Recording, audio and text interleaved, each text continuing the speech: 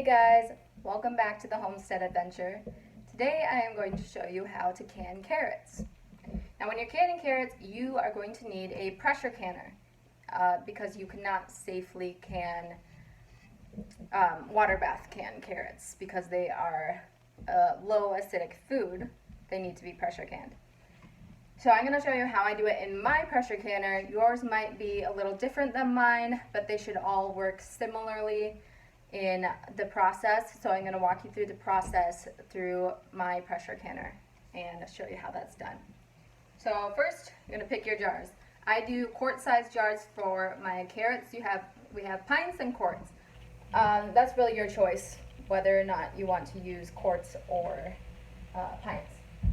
Make sure your jars are clean and don't have any nicks or cracks in the top or anywhere in the jar. So before you start canning, you're going to need to sanitize your jars. The way I sanitize mine is first I wash them with soap and water, and then I put them in a 200-degree oven for 20 minutes, and that'll just kind of get rid of any bacteria or anything that's going to taint your food. So, what do you need to get started? You're going to need your jars, your jar lifter, it's a really handy tool, your pressure canner, of course. You're going to need a pot of boiling water. I also have this little magnetic lid lifter for when I leave the lids in some simmering water. So you're going to leave your lids in a pan on the stove. In simmering water, do not boil it. You just want to keep them warm. You're also going to need a funnel for when you put your carrots in your jars and the water, and a little spatula to release the air bubbles. So let's jump right in. So we're going to start by getting our jars out of the oven.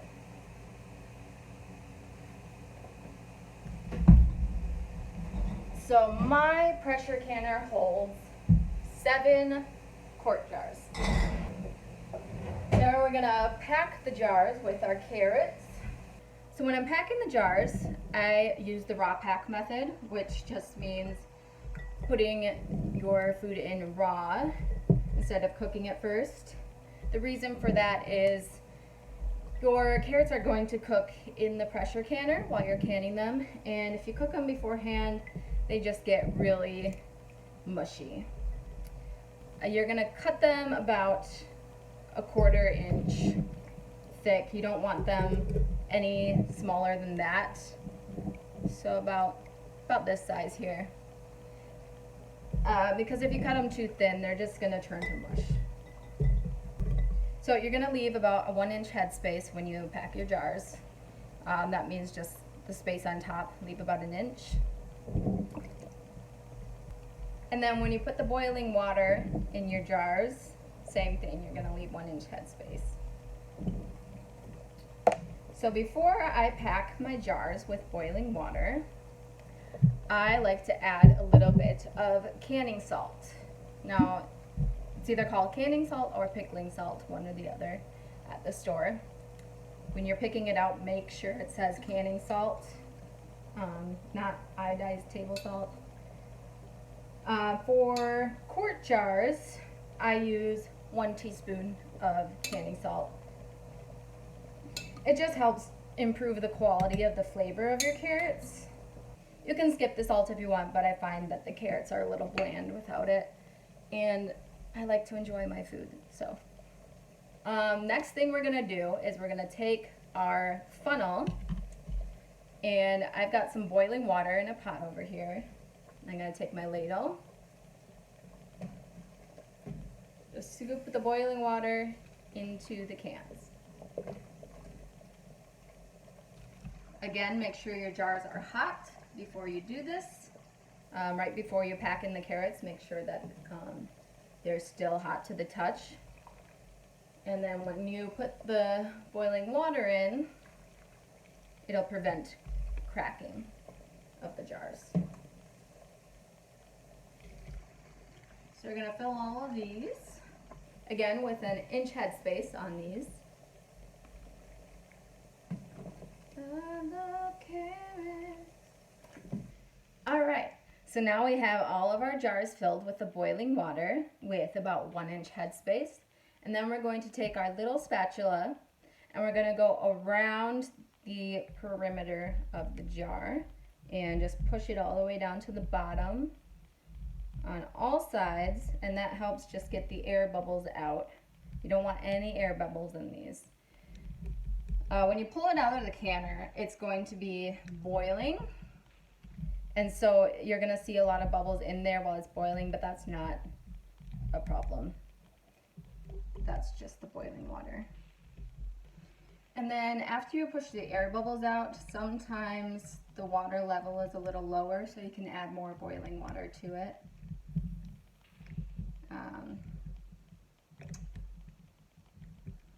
But mine look good, so we don't need to do that. After we get the air bubbles out, we're going to take a damp paper towel or cloth, doesn't matter, and we're going to run it around the rim of the jars. Also, make sure you have clean hands too. Don't want any bacteria getting in your jars.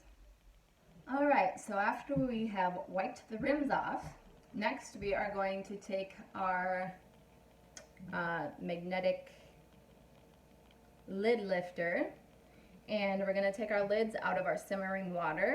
So I've got a pan of simmering water with my lids in it. We're just going to take the lid lifter, take our lids over here,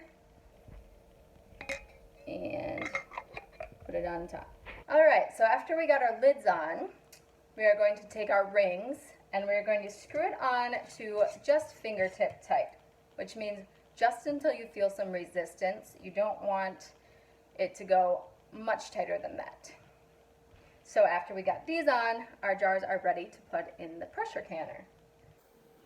All right, so now we are putting our jars into the pressure canner. Mine holds 7 jars.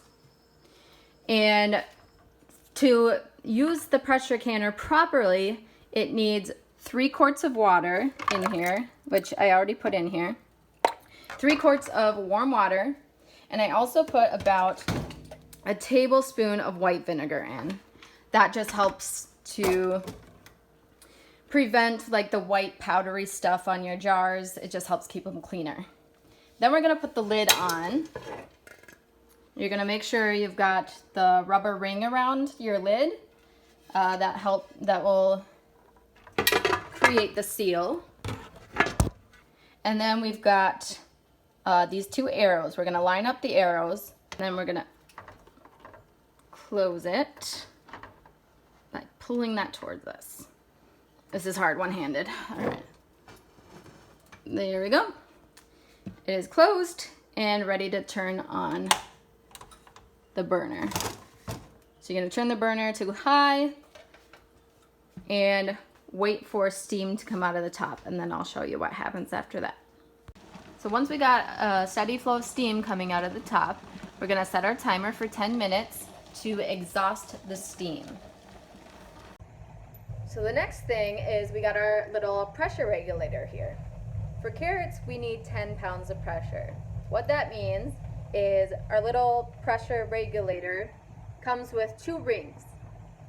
Without a ring, it is 5 pounds of pressure. 1 ring is 10 pounds of pressure, and 2 rings is 15 pounds of pressure. For carrots, we need 10. So now our 10 minutes is up. It's been exhausting the steam for 10 minutes, so we're gonna take our 10-pound pressure regulator and just set that right on top here. And if you turn the heat down while you were exhausting the steam, you're gonna turn it all the way back up to high, and then we're gonna wait for this little guy to start rocking back and forth. So that is just gonna take a few minutes. So now we are starting to get a steady rocking motion on our pressure regulator. And from there, for our quart-sized jars, we are going to put a timer on for 30 minutes. If you are doing pint-sized jars, it's going to be 25 minutes. But for these ones, we're gonna go 30 minutes. If it starts to rock like crazy and steam starts coming out of this spot and everything, turn the heat down a little bit. See, like it's already starting to rock more than we want it to. So I'm going to turn it down to medium and just look for a steady rocking motion. So once our 30 minutes are up, we're going to lift up the pressure canner very carefully. It's very hot. Be careful. And take it off the burner, and we're going to let it sit and leave the pressure regulator on. This is very important. Do not try to open it before the pressure goes down. You'll know that the pressure is all the way down when this little thing in front drops down again. And that is when we're going to take the pressure regulator off and let it sit for another 10 minutes. But in the meantime, we're going to let it sit until this drops down. So now the air vent cover is down, and we are going to take the pressure regulator off, set it aside, and set the timer for 10 minutes. Now that our 10 minutes is up, we are going to carefully take off the cover. So you're going to push it to where the two arrows meet again. Lift it off. It's going to be really hot, so be careful. And then we are going to take our jar lifters and just lift the jars out and set them on a towel on the counter, not directly on the counter because they are really, really hot, so they could damage your countertops if you don't have a towel down. And like I said, you're going to see some bubbles in your jars. That's just the water boiling. It's not air bubbles trapped in there or anything. So that's totally fine.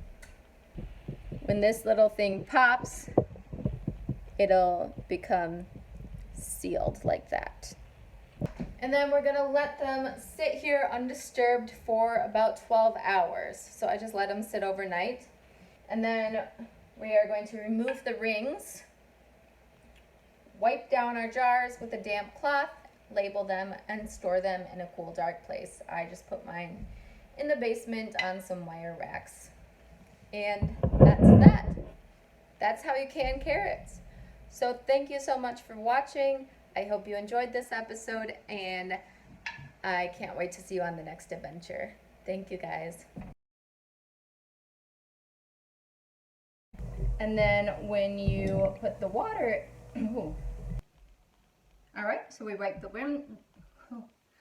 All right, so we wiped the rims off.